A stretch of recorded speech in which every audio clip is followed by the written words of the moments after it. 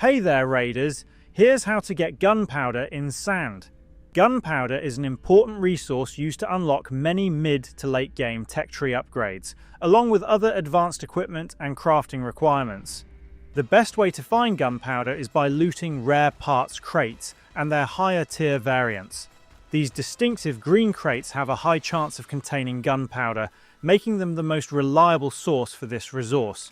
You'll occasionally come across rare parts crates at smaller points of interest, such as shipwrecks and isolated structures, but your chances of finding them are much higher in major named locations, especially larger towns and industrial areas on the islands. Whenever you spot a rare parts crate, make it a priority to loot it. Since gunpowder is needed for a wide range of upgrades later in the game, collecting as much as you can during each expedition will save you from having to farm it repeatedly. The more crates you open, the better your chances of returning home with a healthy supply.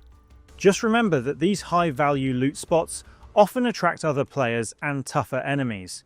Stay alert while looting, avoid unnecessary fights when possible, and make sure you extract safely so you don't lose everything you've gathered. And that's all of it.